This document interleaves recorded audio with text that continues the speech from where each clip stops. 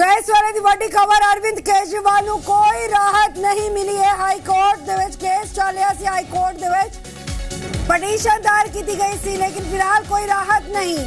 2 अप्रैल तक high court ने ED तो जवाब तलब किया है। 3 अप्रैल ਨੂੰ ਮੁੜ ਤੋਂ मामले की सुनवाई होएगी। दिल्ली हाई कोर्ट ਦੇ ਵਿੱਚ केजरीवाल ने जमानत अर्जी दायर की थी।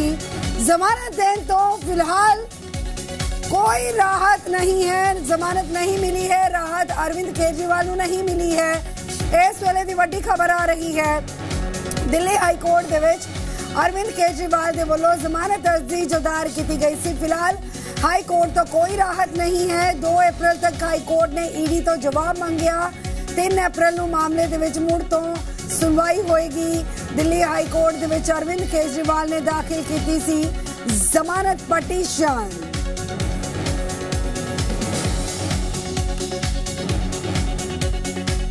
एक बार फिर तो दस दिए कि दिल्ली हाई कोर्ट के विच जमानत पटिशन दायर की गई थी। उस पटिशन से अज सुनवाई हो रही थी। फिलहाल जो फैसला सुरक्षित पहला अदालत के वलों रख लिया गया सी, तो हुण एक बड़ा अपडेट आ रहा है। वड्डी बिग न्यूज़ जो है, बिग ब्रेकिंग है कि अरविंद केजरीवाल नू फिलहाल हाई कोर्ट ने राहत देने तो इनकार कर दिता है। राहत फिलहाल नहीं मिली है। इस दे नाल ही ईडी तो जवाब तलब किया है। ईडी तो 2 अप्रैल तक हाई कोर्ट ने जवाब तलब किया है। 3 अप्रैल नू इस पूरे मामले नू लेके अगली सुनवाई होएगी। एक बार फिर तो दस दिए कि हालांकि अरविंद केजरीवाल दे वल्लों जो पटिशन दायर की गई थी, जिस दे तहत रिहाई की अपील की गई थी, फिलहाल ईडी नू 2 अप्रैल तक की मोहलत दी गई है। अरविंद साडे नाल जुड़ चुके ने। अरविंद, क्या जानकारी गिरफ्तारी को चुनौती देते हुए जो पिटीशन दायर की गई थी और ये अपील थी कि अभी राहत दे दी जाए, रिहाई कर दी जाए या जमानत दे दी जाए, लेकिन फिलहाल कोई राहत नहीं है। बिल्कुल कोई अंतरिम राहत अभी अरविंद केजरीवाल को दिल्ली हाईकोर्ट से नहीं मिली है। दरअसल अरविंद केजरीवाल की तरफ से दिल्ली हाईकोर्ट में याचिका दायर की गई थी, उसमें 2 मांग उनकी शामिल थी। मुख्य मांग में उन्होंने गिरफ्तारी को चुनौती दी थी। उनका कहना था कि गिरफ्तारी जिस तरीके से हुई है वो गलत है, उनकी गिरफ्तारी को रद्द किया जाना चाहिए।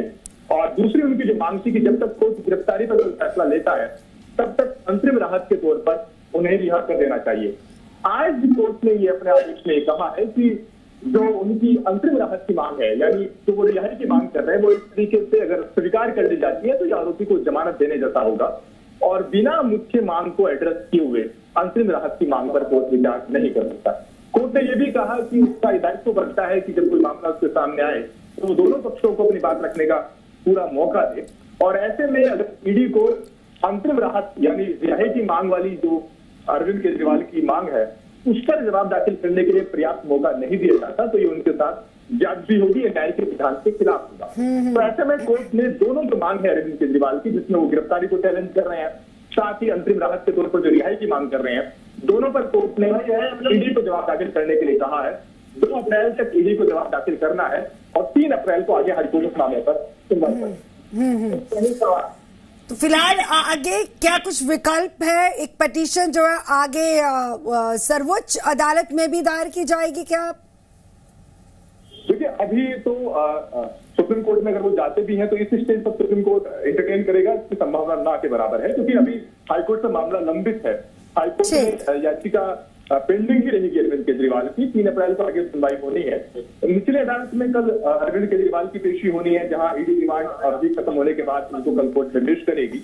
और ऐसे में कल अरविंद केजरीवाल के वकील की निचली अदालत में कोशिश रहेगी कि अगर ईडी रिमांड की मांग करती है तो उसका विरोध करें और हिरासत में मिल जाने की जो मांग है उसका। अरविंद, ये भी कहा गया था कि करोड़ों कहाँ गया अरविंद केजरीवाल अदालत में बताएंगे।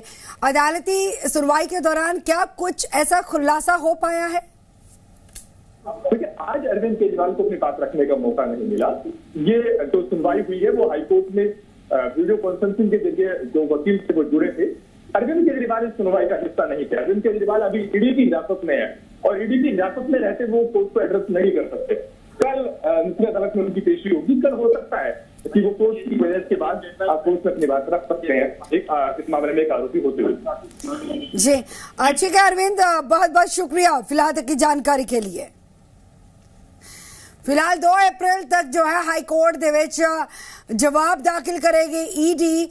ਹਾਲਾਂਕਿ ਈਡੀ ਦੇ ਉੱਤੇ ਵੀ ਇਲਜ਼ਾਮ ਨੇ ਕਿ ਈਡੀ ਜੋ ਨੇ ਕੇਸ ਨੂੰ ਲੰਬਾ ਚਲਾਉਣਾ ਚਾਹੁੰਦੀ ਹੈ, ਕਿਉਂਕਿ ਈਡੀ ਕਦੇ ਮੌਲਤ ਮੰਗਦੀ ਹੈ, ਦਸਤਾਵੇਜ਼ ਦਿਖਾਉਣ ਦੇ ਲਈ ਮੌਲਤ ਮੰਗਦੀ ਹੈ ਜਾਂ ਕੁਝ ਹੋਰ ਕਿਸੇ ਨਾ ਕਿਸੇ ਬਹਾਨੇ ਜੋ ਹੈ ਈਡੀ ਅਗਲੀ ਤਾਰੀਖ ਲੈਂਦੀ ਹੈ। ਇਲਜ਼ਾਮ ਈਡੀ ਦੇ ਉੱਤੇ ਆਮ ਆਦਮੀ ਪਾਰਟੀ ਦੇ ਵੱਲੋਂ ਵੀ ਲਗਾਏ ਜਾਂਦੇ ਨੇ।